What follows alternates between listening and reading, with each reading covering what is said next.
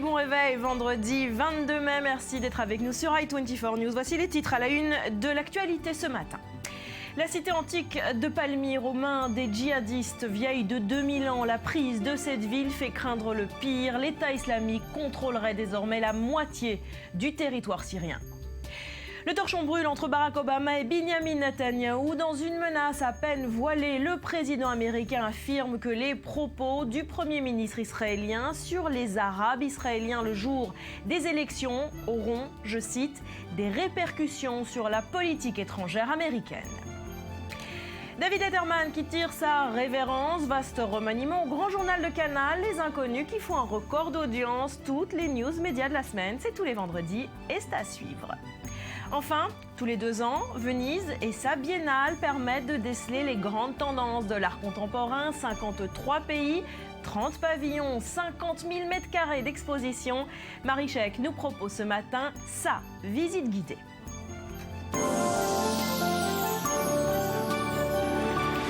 Bienvenue à tous. Palmyre, c'est donc ce joyau de l'Antiquité en plein désert syrien. Ce site classé au patrimoine mondial de l'UNESCO pourrait être totalement détruit par les djihadistes dans les heures à venir. Et cette victoire militaire marque également un tournant dans la bataille de Daesh contre le régime syrien. Je vous le disais, la moitié du territoire national serait désormais entre leurs mains. Maxime Pérez. Peu d'images sont arrivées de Palmyre ces dernières heures. Mais dans cette vidéo amateur, ces colonnes de fumée et les tirs qui résonnent au loin en disent long sur les combats acharnés qui ont secoué cette importante ville du centre de la Syrie. Ici, la prison tas de morts, après l'assaut des forces djihadistes, des milliers de détenus auraient ainsi été libérés.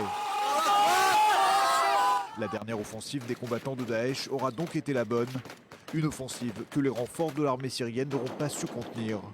Après avoir enregistré la mort d'une centaine d'hommes la nuit dernière, les troupes d'Assad ont abandonné la ville et toutes leurs positions. Ici, nous disons, peuple du Golfe, aux apostats et aux alaouites, devant Dieu, nous jurerons que nous arrivons avec des hommes qui aiment la mort comme vous aimez la vie. Vous ne serez plus jamais en sécurité, car aujourd'hui, ça n'est plus qu'une question de temps. Avec la prise de Palmyre, le groupe djihadiste s'est rendu maître de la quasi-totalité des champs pétroliers et gaziers de Syrie. Il s'empare également d'un immense territoire frontalier de l'Irak. Mais ce qui inquiète pour l'heure la communauté internationale, ce sont les immenses richesses archéologiques de Palmyre, plus que jamais menacées de destruction. Palmyre est le site d'un extraordinaire héritage mondial dans le désert. Et toute destruction à Palmyre serait non seulement un crime de guerre, mais aussi une énorme perte pour l'humanité. Jusqu'à présent, la coalition anti-djihadiste conduite par les États-Unis n'a pas effectué de frappes plus intensives sur le territoire syrien. Mais la donne pourrait très rapidement changer. Ali Waked, notre spécialiste du monde arabe, bonjour. Pourquoi la prise de Palmyre par l'État islamique fait craindre le pire ? Bon, parce que, comme vous venez de le dire, Barbara, c'est désormais une totalité de 50% du territoire, un peu moins du territoire syrien que contrôle l'État islamique. L'État islamique se rapproche de la ville de Damas et la chute de Palmyre coïncide avec une autre chute en Irak de la ville de Ramadi dans les mains des djihadistes. Donc, dans le laps d'une semaine, 2 grands succès de l'État islamique quand la communauté internationale, par le biais de la coalition menée par les États-Unis, voit un échec très remarquable dans cette bataille contre l'État islamique. C'est l'échec aussi des armées syriennes et irakiennes. L'armée syrienne et l'armée irakienne, ce sont 2 histoires différentes. L'armée syrienne, c'est une armée que depuis 4 ans est en train de s'étouffer dans cette bataille. C'est une armée que, sans l'aide de l'Iran et sans l'aide de Hezbollah, aurait été déjà disparue de la scène. Et on aurait vu les djihadistes dans le palais du président Bachar Assad. Barbara, il y a 11 mois, la ville de Moussoul en Irak est tombée dans les mains des djihadistes. Il y a 11 mois que la communauté internationale a décidé de former cette coalition. Il y a 11 mois qu'on voit que l'État islamique, à part quelques échecs par-ci, par-là, en train de progresser, en train d'avancer, en train d'élargir son territoire dans ces 2 pays. Et la question que se pose, Est-ce que la communauté internationale, est-ce que les États-Unis veulent vraiment voir l'État islamique affaibli ou est-ce qu'ils considèrent que l'État islamique est un outil pour battre le président Bachar Alors, Assad? est-ce qu'il faut s'attendre à un changement de stratégie dans les jours qui viennent face à ces échecs de la coalition internationale? Je pense qu'on est face à une complexité qui est due au fait qu'il y a une unanimité au sein de la communauté internationale qui veulent voir Bachar Assad disparaître de la scène. Ce n'est pas le cas en Irak, mais un pays affecte l'autre. On ne peut pas séparer l'Irak de ce qui se passe de la Syrie. Et ce qui se passe en Irak, c'est que à présent, le gouvernement Abadi est en train de tomber dans le même danger qu'est tombé son prédécesseur Al-Maliki, voire un gouvernement sectarien, un gouvernement chiite qui est en train de mener une guerre contre sa population sunnite et non pas seulement contre les djihadistes qui viennent partout du monde. Pour finir, Ali, on voit ces images de cette cité antique de Palmyre, classée patrimoine mondial de l'UNESCO. Daesh a déjà détruit d'autres patrimoines historiques, notamment à Nimrod et à Mossoul. Pourquoi s'en prendre à ces héritages de l'Antiquité? Simplement parce que ces barbares pensent que ce patrimoine est contraire à l'islam comme ils le considèrent. Et désolé, je n'ai pas été correct peut-être sur le plan politique, mais on ne peut pas s'exprimer d'une façon différente. Quand ce genre de patrimoine est en danger, peut-être cette fois-ci, c'est les statues antiques qui vont pousser la communauté internationale de fixer une stratégie très claire face à ces djihadistes et ne pas flirter d'un côté avec eux et de l'autre côté essayer de les battre. Merci Ali. Autre titre ce matin, c'est cette interview de Barack Obama au journal The Atlantic. Des mots très durs sont utilisés à l'égard de Benjamin Netanyahou. Le président américain affirme que les propos du Premier ministre israélien, je vous le disais, sur les Arabes israéliens le jour du vote en Israël auront des répercussions sur la politique étrangère américaine. Maurice, quel est le ton de la presse israélienne ce matin sur cette affaire? C'est un ton très dur vis-à-vis d'Obama. Apparemment, les propos n'ont pas plu aux journalistes israéliens. On va commencer par Yediot Ahronot qui titre « Le président Obama s'en prend directement au Premier ministre Netanyahou. Les propos contre les Arabes israéliens auront des conséquences », a-t-il dit. Référence à la déclaration de Netanyahou sur les Arabes israéliens qui se rendent en masse aux urnes. « Je rejette totalement les situations où tout désaccord avec Israël est considéré automatiquement comme une position anti-israélienne ou anti-juive », a expliqué le président des États-Unis. Dans Israël Hayom, une grossière ingérence dans les affaires intérieures israéliennes, estime un ministre israélien. Le président critique les propos de Netanyahou sur les Arabes israéliens et affirme attendre d'Israël qu'il défende des valeurs humanistes et universelles. Malgré la victoire de Daesh, Obama affirme que les États-Unis n'ont pas perdu et concentre ses critiques sur Netanyahou, écrit le quotidien. Conclusion d'Israël Hayom, Obama est totalement déconnecté de la réalité. Jérusalem Post, pas de soutien automatique d'Obama à Netanyahou, titre le quotidien. Le Jérusalem Post précise que le président des États-Unis ne veut plus être un rubber stamp, en français un soutien automatique. Le président américain a ajouté qu'il était profondément concerné par l'État juif et qu'il pouvait donc critiquer la politique d'implantation et les propos de Netanyahou sur les Arabes israéliens. Bref, si je devais résumer le ton de la presse israélienne, qui aime bien châtie bien, selon Obama. Et on finit avec Haaretz, le programme nucléaire israélien pourrait être mis en danger par des résolutions internationales. Et là encore, les craintes, Barbara, viennent de Washington, qui selon Haaretz pourrait ne pas aider à empêcher une résolution de la conférence des parties chargée d'examiner le traité de non-prolifération des armes nucléaires. La conférence qui clôt aujourd'hui ses travaux pourrait appeler à une dénucléarisation du Proche-Orient, une résolution initiée par l'Égypte, précise Haaretz. Merci Maurice. Daniel Haïk, bonjour. Est-ce que ces mots, ces menaces de Barack Obama pourraient se transformer en actes?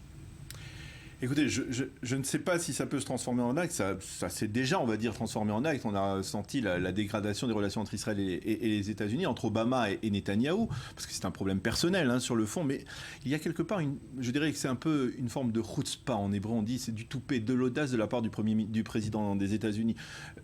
Obama pourrait se présenter comme le coach d'Israël, c'est-à-dire je sais exactement ce qui est bon pour vous, mieux que vous. C'est quelque part un peu de paternalisme un peu déplacé de la part du président des États-Unis.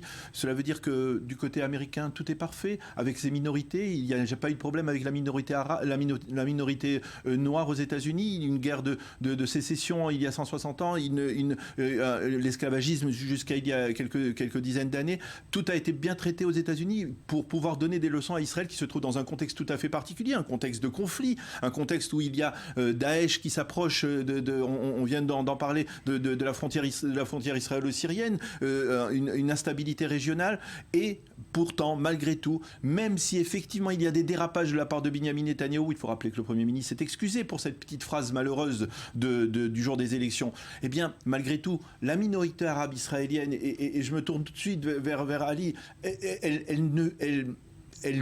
elle essaye de vivre, elle vit ici en liberté, dans une démocratie avec la possibilité de s'exprimer. Hier, il y a eu une rencontre entre Ayman Oudeh, le leader de la liste arabe israélien à la Knesset, et Binyamin Netanyahou. Donc les choses sont beaucoup plus complexes que cela, et je crois qu'il ne s'est pas exagéré de parler de toupet de la part du président Obama, de se tourner ainsi vers Israël. Et parler d'Israël comme porteur des valeurs universelles, bien sûr, dans l'absolu, effectivement, c'est ce qu'Israël essaye de faire. Mais je rappelle, depuis le premier jour, Israël est un pays en guerre.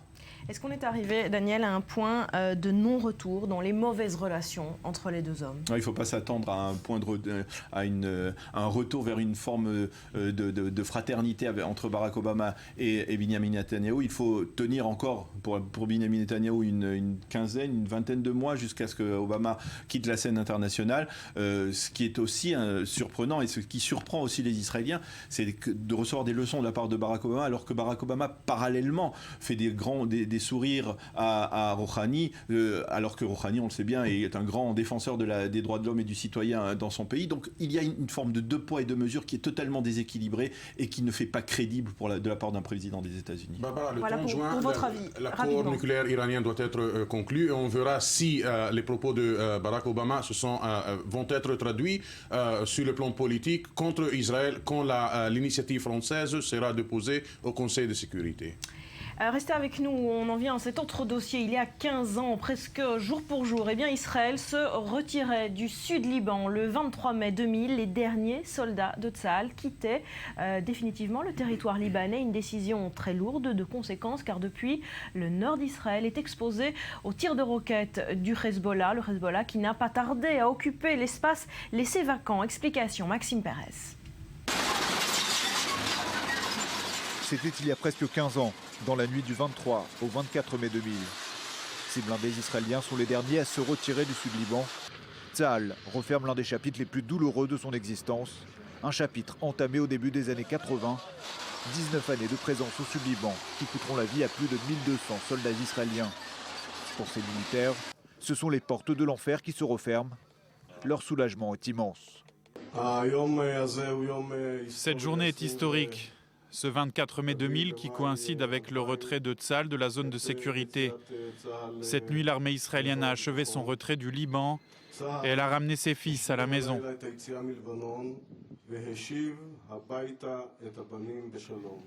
L'artisan du retrait israélien se nomme Ehud Barak. Celui qui est alors Premier ministre dit agir pour la sécurité d'Israël et de sa région nord. Pourtant, à aucun moment, les habitants des villes et kibboutz de Galilée n'auront connu la tranquillité. Les tirs de roquettes Katyusha poussent des dizaines de milliers d'Israéliens aux abris. Dans cette guerre d'usure, Tsahal répondra par des bombardements au Liban et des opérations visant la milice chiite du Hezbollah et ses infrastructures. Quiconque tentera de porter atteinte à l'État d'Israël après notre retrait du Liban n'a aucune raison et justification de le faire. Aucune excuse pour tirer sur nos soldats ou sur nos civils. Je veux voir qui osera tirer, dans les circonstances actuelles, sur nos soldats et nos communautés. Le cas échéant, nous saurons comment répondre. Près de 15 ans après son retrait du Sud-Liban, Tsahal n'en a pas fini avec ses démons du passé. En 2006, Israël et le Hezbollah se sont affrontés militairement au cours de la seconde guerre du Liban. Pire, la milice chiite est devenue une armée à part entière. Elle détiendrait aujourd'hui plus de 100 000 missiles et roquettes, dirigés non seulement contre la région nord, mais contre toutes les villes d'Israël. Alors Daniel, l'unilatéralisme comme principe a également été appliqué dans le retrait de la bande de Gaza, on s'en souvient effectivement. Est-ce que c'est une stratégie qui fonctionne pour Israël ? Non, c'est très clair aujourd'hui avec le recul du temps. On comprend que c'est une stratégie qui était tout à fait erronée. La preuve, c'est la guerre du Liban, la seconde guerre du Liban en 2006. Et même, je me souviens qu'il a fallu du temps à ce que Ehud Olmert comprenne que cette démarche d'unilatéralisme qu'il voulait perpétuer également dans sa politique, eh bien, était un échec. La guerre du Liban a prouvé que finalement Israël ne gagne rien à se retirer unilatéralement. Non seulement cela, mais c'est perçu comme une marque de faiblesse par le Hezbollah.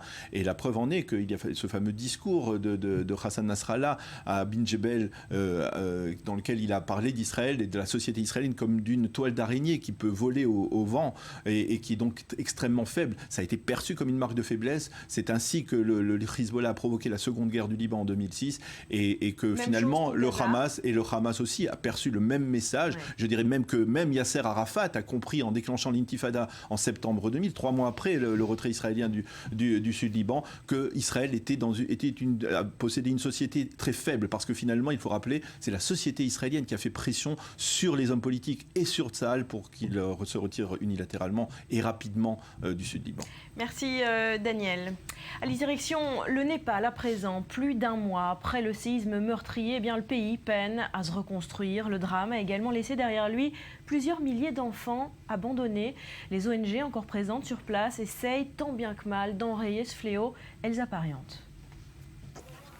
Le Népal lutte contre le chaos près d'1 mois après le séisme qui a coûté la vie à plus de 8500 personnes. La reconstruction s'amorce et les risques d'enlisement sont nombreux. Problème majeur auquel fait face le pays, des milliers d'orphelins sujets au trafic et à l'asservissement. Le Népal a un grand problème de trafic d'enfants et nous sommes inquiets. Dans cette situation, après un tel désastre, les enfants sont plutôt vulnérables.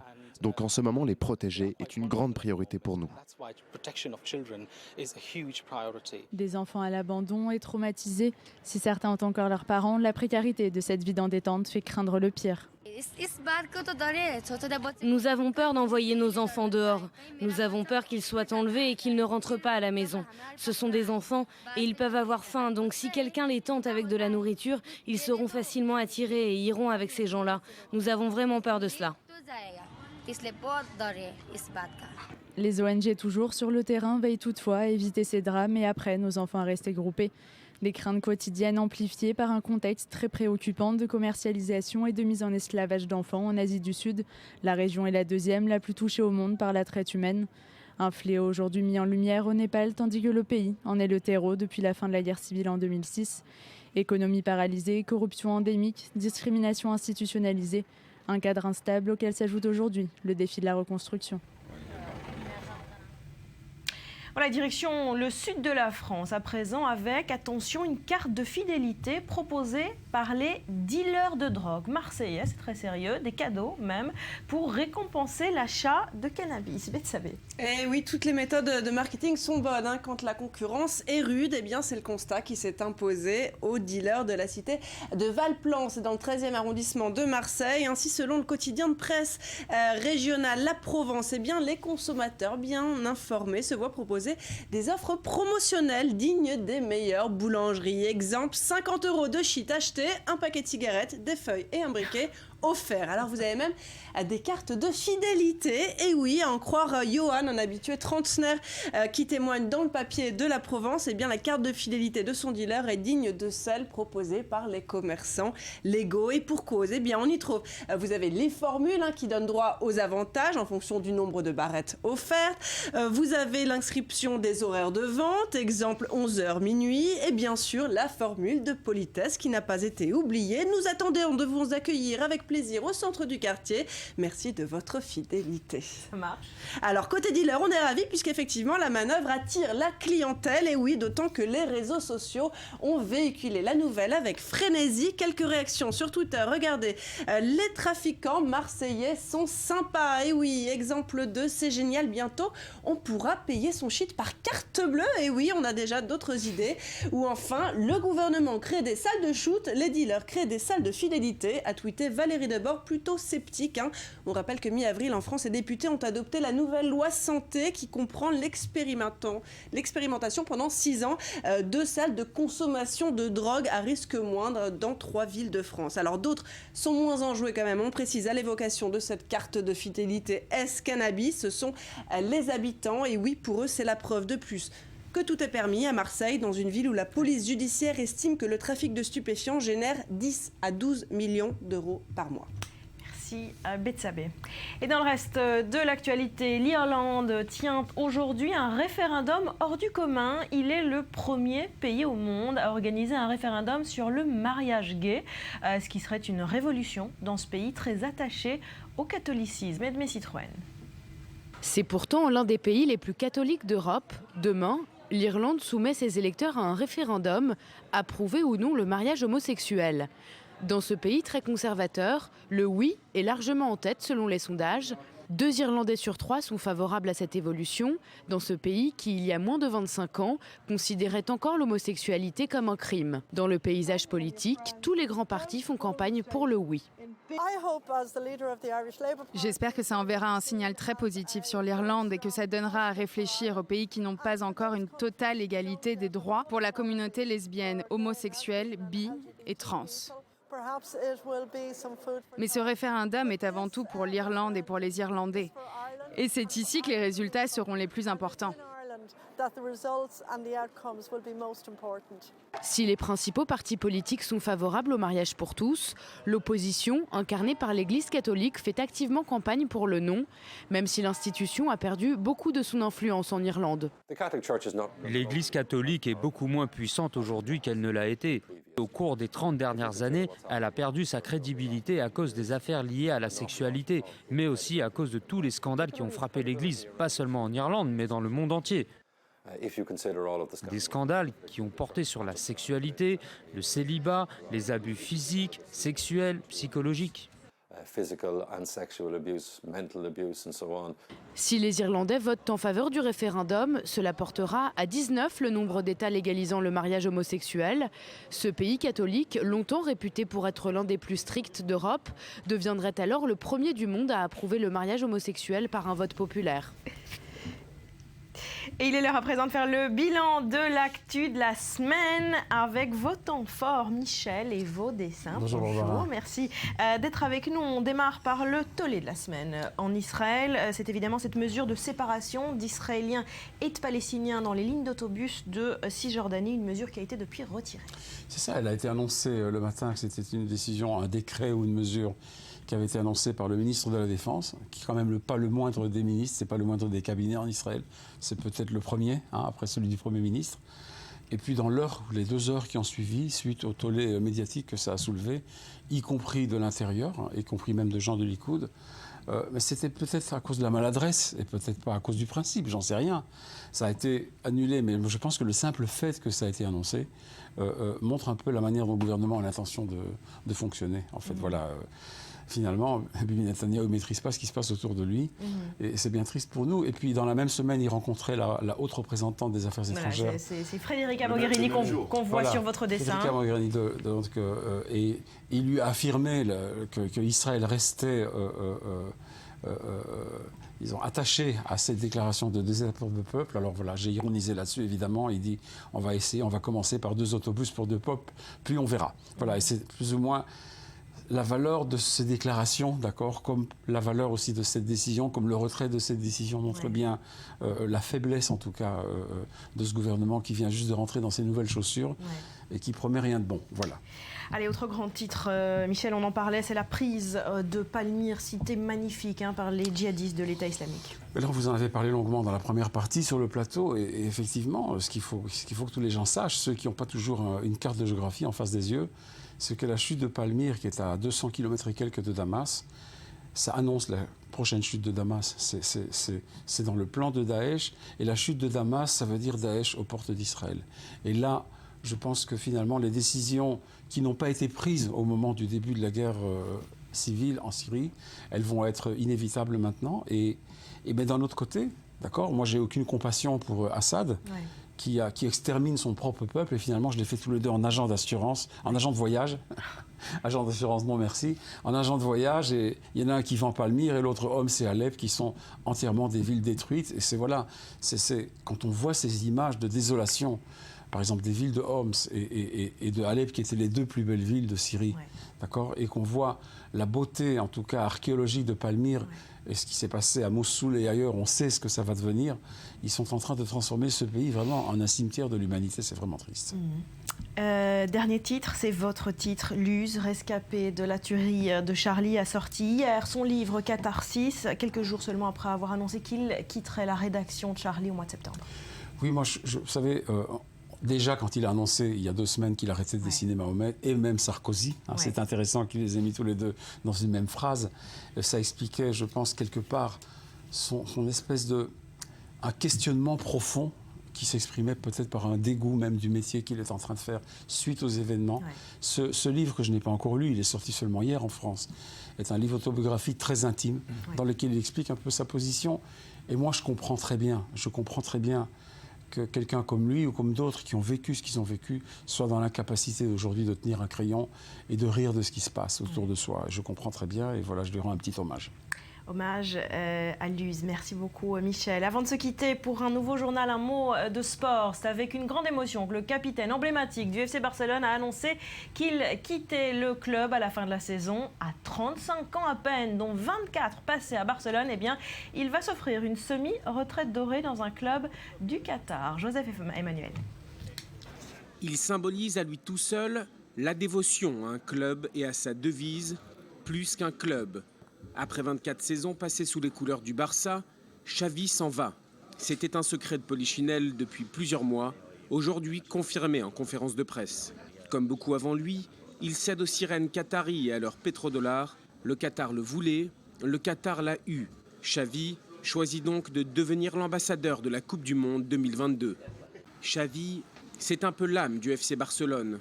Meneur de jeu incontesté, le milieu de terrain est le symbole du jeu de passe de la mythique équipe espagnole. Certains le considèrent comme le meilleur passeur au monde. Des passes parfois inimaginables qui rendent meilleurs ses camarades de jeu. 25 titres officiels en club et en équipe nationale pour en faire l'un des plus grands joueurs de l'histoire, le joueur le plus titré du Barça, mais également le joueur le plus titré du football espagnol. 7 championnats d'Espagne, 2 Coupes du Roi, 3 Ligues des Champions ou encore une Coupe du Monde. Certains le considèrent comme le 3e meilleur joueur de la planète, derrière Lionel Messi et Cristiano Ronaldo. À 35 ans, Xavi continue de briller. Il vient de décrocher le championnat d'Espagne en battant l'Atlético Madrid et pourrait dire au revoir au Barça sur un fabuleux triplé.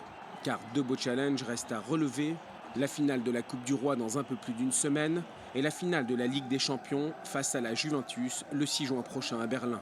Un triplé comme dernier objectif de joueur pour le chef d'orchestre du FC Barcelone et un prochain objectif pour la légende catalane, revenir au Barça pour y entraîner peut-être des futurs Xavi.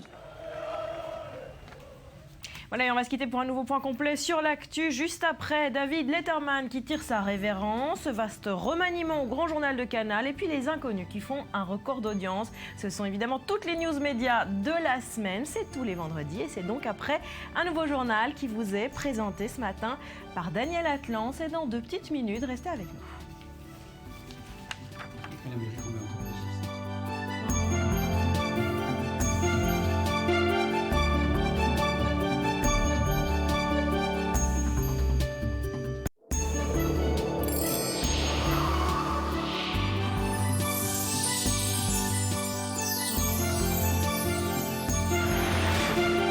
Sur le plateau du Morning, merci d'être avec nous. On démarre par notre passage obligé par le Festival de Cannes. La compétition bat son plein. Hier soir, c'est le nouveau film de Jacques Audiard, Dipan, qui a créé l'événement. Il relate l'histoire d'un combattant tamoul immigré en France. Le récit de Solal Azerwal et Elsa Pariante. 9e jour de compétition sur la Croisette. La projection du film de Jacques Audiard, Dipan.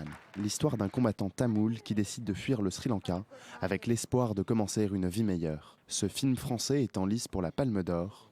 Son réalisateur l'évoque avec émotion. Très honnêtement, avant de me mettre vraiment dans le projet, je crois que j'aurais été incapable de vous dire exactement où était le Sri Lanka. Et c'est donc, oui, c'est à mesure du casting, effectivement une espèce pour moi d'évidence qui est apparue. Hors compétition, le film Oka est lui aussi projeté ce soir. Ce documentaire du réalisateur Souleymane Cissé met en lumière la corruption dans son pays, le Mali. Un film engagé dont la projection révèle aussi la présence discrète du cinéma africain à Cannes. Nous, on a un devoir sacré, c'est de faire des films de qualité, de convaincre, c'est pas seulement à Cannes, c'est que le monde entier puisse voir circuler l'image du cinéma africain. Autre film projeté dans la nuit, Love, de Gaspard Noé. Le film devait faire scandale, ce fut une déception. Un réalisateur se souvient de sa grande histoire d'amour passé, traduction à l'écran, des scènes de sexe à la crudité exacerbée par la 3D. Peu de place laissée à l'imagination, rien de choquant comme annoncé, le film n'a pas convaincu. Chaque ligne de dialogue était une insulte à l'intelligence, c'est puéril, enfantin. Pour un mec qui a 40 ans, ça n'a pas la tête, quoi. Il en a 17, quoi. Voilà. On voit l'intention de vouloir faire un film d'amour avec du sexe, mais c'est ni l'un ni l'autre. Il semble que la magie de Cannes n'opère pas pour tous. La Palme d'Or sera décernée. Voilà, et du cinéma, on passe à l'art contemporain comme tous les vendredis. On vous retrouve avec grand plaisir. Marie Chek, merci d'être là. Vous venez de rentrer de la Biennale de Venise et vous venez nous présenter votre sélection. Voilà, c'est un peu comme Cannes, mais dans l'art contemporain. On ne fait pas compétition, ça existe depuis 120 ans à la Venise de Biennale. Et cette année, le sujet a été All the World's Future. Tous les futurs, c'est très global. On peut mettre les identités, le néocolonialisme, le sustainable, tout ce qui, on peut tout mettre dans ces plateaux de l'univers de l'art contemporain. C'est extraordinaire. Et voilà, là nous sommes en Hongrie où on parle d'art sustainable, c'est-à-dire le monde du futur où on n'aura plus besoin d'objets, on devra juste souffler ou pousser une bille pour que l'art bouge et crée. Et c'est très beau, ça a l'air de design, mais c'est très minimaliste, comme vous voyez, il y a des grands... je dirais dortoirs de plastique. Là, c'était très sympa. C'est un Espagnol qui représente l'Espagne et qui a décidé de mettre tous les pornos, machos, les femmes. Il a dit, on va toujours acheter de l'actuel. Alors là, on va changer, on va mettre tous les fantasmes dans un pavillon. Et il a écrit en grand interdit pour les jeunes. Vous voyez, c'est très... Du peu qu'on a vu, là, on est en pleine Australie. C'est extraordinaire, c'est rempli, c'est la fête, c'est Fiona Hall, une magnifique artiste qui mélange l'art aborigène, les objets, les tribus, les masques. On est dans un événement, c'est un événement, c'est plus de l'art, c'est un spectacle. Et je remarque, plus l'espace est noir, est ténébré, et plus l'effet vraiment du spectacle, de la nuit, se crée. Quoi d'autre? Alors, entre-temps, je peux vous dire que c'est une fête de la couleur, c'est une fête des gens, c'est une fête où on court. Là, c'est le Canada qui nous surprend toujours. Jeune pays, un pays qui est calme en général, il ne fait pas trop de problèmes. Et là, chaque fois, la plateforme du Canada est active et elle nous fait rentrer dans 3 espaces. Et dans cet espace, vous voyez, c'est comme les restes de la peinture. Donc, pour nous montrer le procédé que l'artiste passe, c'était comme un concentré de tout ce qu'il avait peint. Et dans chaque espace, dans chaque chambre, il y a un autre. Encore là, on jette des choses d'en haut, une manivelle qui... C'est vraiment... tu te promènes dans cette biennale cette année et tu te dis, on est dans un roller coaster. C'est vraiment... Là, je pense que c'est le pavillon que j'aimais le plus. Chapeau. C'est les Belges. D'accord. Ils ont été... Ils ont été surprenamment... Regardez, quand on voit ça, on a l'impression que c'est un magasin ou d'objets, ou de chocolat, ou de chaussures. Ou... Eh bien non. Eh ben, chaque objet que vous voyez bouge. Il y a une machine qui recycle les objets. Et sur chaque objet, il y a un pays africain. Mozambique, le Mali, le Ghana. Chaque barre de fer que vous voyez est un autre endroit dans l'Afrique. Donc c'est postcolonial et extraordinaire, vraiment très touchant. Là, nous avons, si on peut s'arrêter une seconde sur ça, c'est le Japon, Shiharu Shiota, qui a pris 180 000 petites clés et elle les a enroulées avec du fil rouge et on a un espace absolument divin. On est comme dans un rêve, comme dans un conte de fées. Tout est rouge. Et ça s'appelle All the Keys in the Hand. Toutes les clés sont dans nos mains. Oui, ouais, et c'est comme si qu'il y a un bateau qui chavire. Vous voyez de côté, c'est comme si c'était les restes du Titanic. Ouais. Donc c'était le pavillon préféré des gens. Ouais, grand succès pour ce pavillon japonais. Oui, tout à fait. Marie, pour finir, on l'a dit, la Biennale c'est tous les 2 ans, c'est 30 pavillons. Non, c'est 80 pavillons, 53 pays et 50 000 mètres carrés d'exposition. Comment on fait pour s'en sortir et pour tout voir? Est-ce que c'est faisable? Pas tout. J'y étais 5 jours et j'ai vu le 100e. Et c'est sur les bateaux, c'est sur les églises, c'est en dehors. On te donne une glace, il y a une œuvre d'art qui sort. C'est vraiment la participation de toute la ville. C'est extraordinaire, je vous le conseille. C'est jusqu'au 22 novembre. Et c'est accès à tout le monde. Il y en a pour tous les... Il ne faut pas être juste conceptuel ou souffrir. On peut aussi s'amuser, voir de l'art contemporain, s'y approcher, manger une glace et apprécier Venise, la plus belle ville du monde. Évidemment. Voilà pour la Biennale. Merci d'avoir partagé avec nous votre enthousiasme sur cette expo. On parle photo également ce matin. Displays, c'est une expo qui rassemble 12 photographes du monde entier qui ont posé leur objectif sur le Proche-Orient. Reportage David Gombin pour le Culture Mag. Lorsque je suis arrivé en Israël et que j'ai vu le mur, j'ai ressenti une grande émotion. Et je me suis dit que si je devais faire quelque chose, je photographierais le mur. Joseph Koudelka, l'un des photographes contemporains les plus acclamés au monde. Né en Tchécoslovaquie, il a grandi à l'ombre du rideau de fer qui le séparait de l'Allemagne et s'est largement identifié à la barrière de sécurité qui sépare Israël des territoires de l'autorité palestinienne. Toute ma vie, j'ai photographié des choses que j'aimais. Lorsque je suis venu ici, c'était difficile de prendre des photos car j'ai photographié des choses que je n'ai pas vues.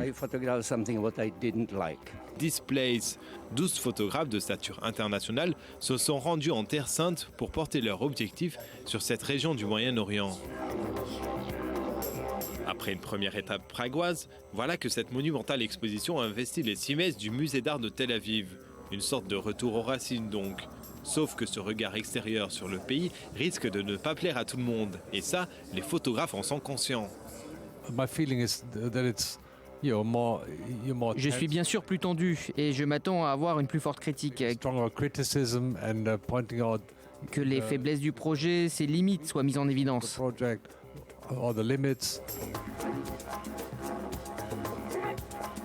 Mais comment ne pas aborder le conflit qui déchire Israéliens et Palestiniens pour ces 12 photographes venus photographier Israël et la Cisjordanie? C'est précisément ce regard venu d'ailleurs qui pourrait mettre le public israélien mal à l'aise. Le public, qui est majoritairement un public israélien et qui bien entendu vit ici, possède une certaine vision de la réalité qui s'est développée en vivant ici. Mais je pense qu'il est important de porter un regard sur la façon dont on nous considère à l'étranger. Miri Krimolovski, journaliste spécialisée en art à la radio Kol Israël, est une fine connaisseuse de la société israélienne. Elle sait qu'il n'est pas facile d'accepter la critique venue d'autrui. À mon avis, une partie se sentira mal à l'aise, mais ceux qui s'ouvriront suffisamment gagneront un regard sur ces lieux où nous ne nous rendons jamais et que nous gagnerons à connaître. D'autres photographes ont choisi un angle différent pendant leur séjour en Israël, à l'instar de Martin Collard. Pour éviter la dualité du conflit israélo-palestinien, il a choisi de ne photographier qu'en Israël. Au fur et à mesure que le travail avançait, j'étais de plus en plus satisfait de ma décision pour de nombreuses raisons, en particulier car je pouvais me concentrer sur d'autres choses que le conflit avec lequel nous sommes déjà familiers. Trop familier peut-être ? Toujours est-il qu'avec cette profusion et cette diversité de portraits et de paysages, le public israélien aura l'occasion d'admirer dans une seule et même salle les œuvres de photographes parmi les plus encensés du moment. Il n'y a pas à dire, Tel Aviv est dans la place. Voilà, et comme tous les vendredis, il est l'heure de notre page média. Toutes les infos de la semaine à ne pas manquer. C'est avec vous, Rudy, et on commence avec le casting français de la série House of Cards. Ah bah déjà, on va quand même dire un petit mot de David Letterman. Ah oui, c'est oui, important oui, évidemment, excusez-moi, commencer, c'était l'info. Parce qu'après 33 ans de bons et loyaux services, David Letterman a animé sur CBS, c'était mercredi dernier, son 6028e numéro du Late Show, cette émission de troisième partie de soirée qui mélange interview et sketch. C'était la dernière, il était aux commandes de l'émission depuis 1999. 1982. Il prend donc sa retraite et pour sa dernière, il a eu droit à un hommage national sur les réseaux sociaux, mais aussi dans les late shows concurrents, la presse, tout le monde, chanteurs, acteurs, hommes politiques, ont salué le parcours de David Letterman. Même Stephen Colbert, qui va lui succéder, lui a rendu hommage. Et puis, quand je dis hommage national, ça inclut aussi les présidents des États-Unis. L'émission avait commencé par un sketch dans lequel tous les présidents ont fait un petit clin d'œil à David Letterman. Voilà, et on en vient donc cette fois au casting français de la série House of Cards. Absolument, vous étiez impatiente. Alors c'est vrai qu'à son arrivée en France, Netflix, c'est la plateforme de téléchargement légal de séries, avait promis en arrivant en France de produire en France et donc promesse tenue avec le tournage bientôt, dans quelques semaines, de 8 épisodes de Marseille. Marseille, c'est une sorte de version française d'House of Cards, une série qui est déjà produite par Netflix, et House of Cards parle, pour ceux qui ne le savent pas, de politique, de jeux de pouvoir et de corruption. Alors les enjeux seront les mêmes dans la version française, marseillaise. On y parlera de pouvoir, et l'info que nous révèlent cette semaine nos confrères d'Europe 1, c'est le casting qui s'affine. Alors selon la radio de la rue François 1er, c'est Gérard Depardieu qui aurait accepté d'incarner le maire de Marseille, un maire qui va décider de prendre sa retraite et d'installer son dauphin à la tête de la ville. Les 8 épisodes seront disponibles sur Netflix fin 2015. Voilà, et puis autre info à ne pas manquer, ce sont les vastes remaniements au sein du Grand Journal de Canal qui se préparent pour septembre. Oui, parce qu'on sait, le programme phare de Canal a de plus en plus de mal à séduire son public, et il est désormais clairement dépassé par Touche pas à mon poste sur Direct 8, autre chaîne du groupe Canal. Donc le Grand Journal a de plus en plus de mal à passer ce million de téléspectateurs tous les soirs entre 19h et 20h20, alors qu'il y a 3 ans, il faisait le double d'audience. Alors pour remédier à cette chute, Canal+ a décidé de presque tout remanier à la rentrée. Antoine Decaune, lui, restera aux commandes pour une 3e saison, il a signé. Par contre, Natacha Polony va quitter l'émission. Il se murmure, selon Pure Média, que Jean-Michel Apathy pourrait lui aussi faire de même. Un changement d'équipe très important. On parle même d'un co-animateur pour Antoine Decaune la saison prochaine. Et pour remplacer Apathy, on ne sait pas. On ne sait toujours pas, parce qu'on ne sait toujours pas si Apathy va partir ou pas. Et puis Cannes, le festival n'a pas fait remonter un petit peu les audiences de Canal ? Il y a eu un effet Cannes absolument minime. On va regarder les audiences avec sa pliade de stars. Le Grand Journal a gagné à peu près 100 000 téléspectateurs par jour pour la période cannoise, mais il reste, comme vous le voyez, extrêmement distancé par Touche pas à mon poste, alors que le rapport de force était l'inverse en début d'année. Donc il va y avoir du travail pour conquérir le public et de refaire de ce magazine cette vitrine de la chaîne privée. Voilà, pour terminer, je vous propose de regarder d'autres infos médias en images. Énergie 12 continue son marché. Après avoir officialisé l'arrivée de Valérie Damido, la chaîne de la TNT devrait accueillir, selon puremedia.com, Benjamin Castaldi. Il fallait que je revienne pour cette nouvelle saison. Après une courte aventure sur D8, l'ex-présentateur du Loft et de Secret Story devrait animer à la rentrée une nouvelle version de l'Académie des Neufs. C'est le 2e changement de chaîne en un an pour l'animateur.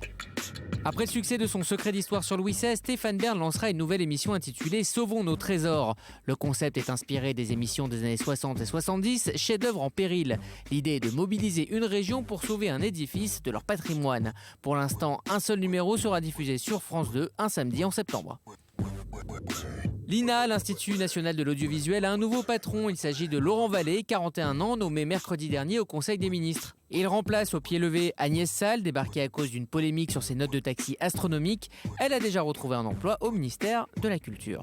La télé des inconnus, partie 1. Et on termine par les audiences et la belle performance de la télé des inconnus sur D8. Le programme, pourtant daté des années 90, a réuni 1,2 million de téléspectateurs, soit 5,2% de part de marché. La preuve que c'est toujours dans les vieux pots qu'on fait les meilleures audiences. On y va. Voilà, nostalgique des inconnus. Toujours. Merci Rudy, merci Marie. On va se quitter en musique. Pour la première fois en 5 ans, Israël s'est qualifié hier soir pour l'Eurovision. Rudy, ça vous fait plaisir? Bah oui, et oui. Vous allez finir par regarder, je suis sûre.